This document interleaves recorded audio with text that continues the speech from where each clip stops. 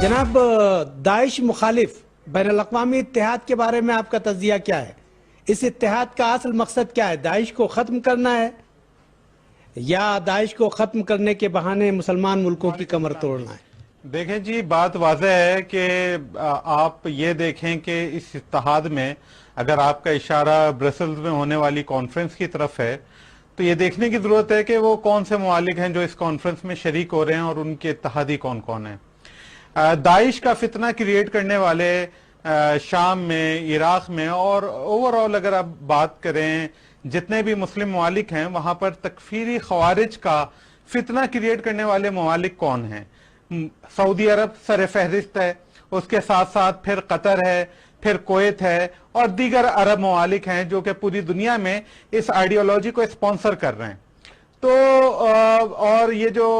इत्तेहाद जिसकी तरफ आप इशारा कर रहे हैं, इनके इत्तेहादी यही लोग हैं। तो बहुत कम उम्मीद है इस बात की कि इनका असल मकसद वहां पर जाकर दाइश के फितने को खत्म करना है, बल्कि बज़ाहिर ये नजर आता है कि ये वहां पर इस चीज को प्रोलॉन्ग करेंगे, उनको किसी हद तक महदूद भी करेंगे कि कहीं उनके जो इत्तेहादी ममालिक हैं खत्ते में उनको कोई खतरात लाहक ना हो। लेकिन ये समझना कि ये वहां पर इस वजह से आए हैं इराक में या शाम में जो कार्रवाइयां कर रहे हैं वो इस वजह से कर रहे हो कि ये इस फितने को खत्म करना चाहते हैं, ये महज अहमकों की जन्नत में रहने वाली बात होगी। इनका ऐसा कोई इरादा नहीं है और यही वजह है कि हम देख रहे हैं कि पिछले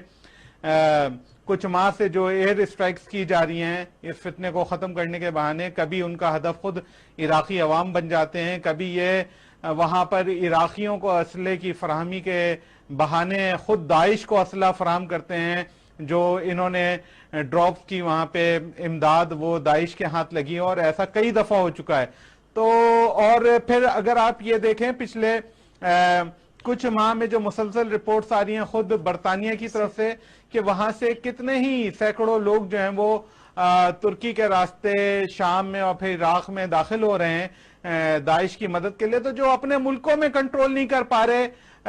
इन एलिमेंट्स को, वो क्यों कर चाहेंगे कि वो इराक में या शाम में इस फितने को काउंटर करें, जबकि उनका असल मकसद इस फितने के जरिए खुद इन मुल्कों को डिस्टेबलाइज करना था।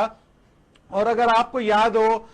2005 से जो एक बार बार मगरबी ममालिक और उनके हमनवा जो अरब ममालिक हैं, अरब बादशाहतें हैं, वो एक क्रिसेंट का जिक्र करती थी। तो आप देखेंगे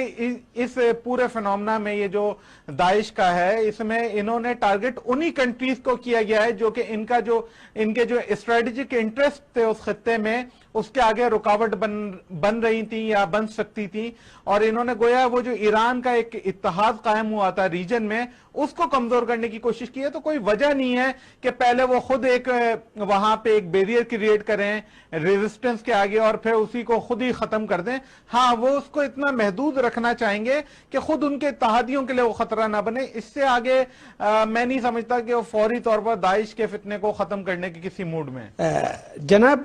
दाइश के ताल्लुक से अमरीकी जो ओहदेदार हैं उन्होंने एक से जायद बार ये कहा है कि इराक और शाम के ताल्लुक से उनकी हिकमत अमली और पॉलिसी अलग है, कि इराक में तो वो दाइश को ख़त्म करना चाहते हैं लेकिन शाम में दाइश के ख़िलाफ़ उनके जो ऑपरेशन है उसका तरीक़ा ज़रा मुख्तलिफ है। यानी शाम में वो शाम की जो हुकूमत है उसके मुखालिफ जो दहशतगर्द गिरोह हैं जिनमें दाइश भी शामिल है उसकी तक़वियत भी कर रहे हैं। मेरा सवाल यह है कि अगर अमेरिका दहशतगर्दी को ख़त्म करना चाहता है, दहशतगर्दों को ख़त्म करना चाहता है, तो वही दाइश इराक में है, वही दाइश शाम में है। तो इसके बारे में इराक और शाम में पॉलिसियां अलग अलग क्यों हैं? देखें जी, ये जो आपकी प्रीमाइज है, आपकी मतलब जो आर्गुमेंट है कि वो खत्म करना चाहता है, ये खुद ये जो प्रोपोजिशन है ये सही नहीं है। वो कतन खत्म नहीं करना चाहते। अगर खत्म करना चाहते हो तो जैसा कि मुझसे पहले फैसल साहब ने भी कहा और उससे पहले भी मेहमान एक्सपर्ट फरमा रहे थे कि वो अगर खत्म करना मकसूद होता तो इनको क्रिएट क्यों करते। और इन ग्रुप्स की, जैसा कि पीछे एक्सपर्ट ने कहा कि अफगानिस्तान में 80 की दहाई से इनकी सरपरस्ती की जा रही है, और जो साबिक अमरीकी वजीर खारजा हिलरी क्लिंटन है वो खुद रिकॉर्ड पर है, उन्होंने कहा कि हमने इन ग्रुप्स को, जो वहाबी ब्रांड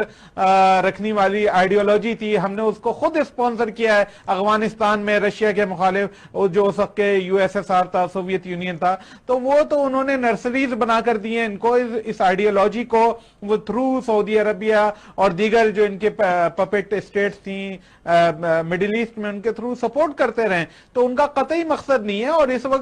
जो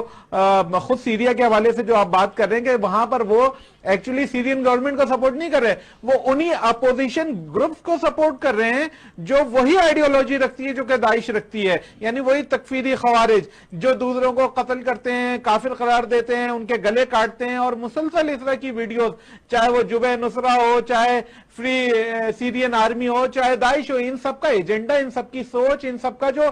मेथोडोलॉजी और जो इनकी आइडियोलॉजी है जो पीछे काम कर रही है, वो बिल्कुल सिमिलर है, उसमें कोई फर्क नहीं है। तो एक ग्रुप को अपना दुश्मन करार दे देना और बोलना कि इसको खत्म करने के लिए हम सीरियन गवर्नमेंट के बजाय जो दूसरे टेररिस्ट ग्रुप है उनको सपोर्ट करेंगे, खुद ये बता रहा है कि उनका कतई मकसद ये नहीं है कि वहां पर ये आइडियोलॉजी किलो, एक ग्रुप को खत्म कर देंगे, दूसरे ग्रुप को ले आएंगे, दूसरे ग्रुप को खत्म कर देंगे, तीसरे को ले आएंगे। अब यही देखेंगे, फ्री सीरियन आर्मी है, जुबे नुसरा, इनको इनके इत्तेहादी सपोर्ट कर रहे हैं बीबी वहां। तो एक ग्रुप को खत्म करते हैं, दूसरे को ले आते हैं, लेकिन मकसद इनका इस आइडियोलॉजी को किल करना नहीं है। ये एक ग्रुप को दबा के दूसरे ग्रुप को ताकतवर कर देंगे, लेकिन आइडियोलॉजी वही तकफीरी आइडियोलॉजी होगी, वही कत्लो गारतगिरी होगी। लॉ एंड ऑर्डर की जो सिचुएशन है उसको ये इन ममालिक में, सीरिया में, इराक में कायम रखेंगे जब तक कि इनके स्ट्रेटेजिक ऑब्जेक्टिव अचीव नहीं हो जाते। और वो स्ट्रेटेजिक ऑब्जेक्टिव ये है कि इन ममालिक को ईरान के दायरे असर से बाहर निकालकर अमेरिकन कैंप में, या जो के रीजनल इत्तेहादी हैं, जो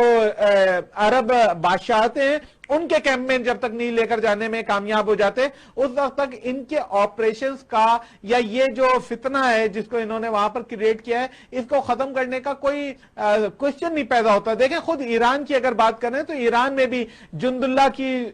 सूरत में, जैशुल अदल की सूरत में, ये जो इन्होंने वहां पे दहशतगर्द ग्रुप क्रिएट किए हुए हैं, ये हर जगह यही काम कर रहे हैं, पाकिस्तान में ही काम कर रहे हैं, यहां पे तहरीक तालिबान की सूरत में और दीगर लश्कर जंगी और सिपाही साहबा की सूरत में यही अरब बादशाह आते हैं, और यही अमेरिका है जो कि यहां पे इन ग्रुप्स को भी सपोर्ट कर रहा है। तो ये पूरी आलम इस्लाम को इस फितने का सामना है, जिसको बेसिकली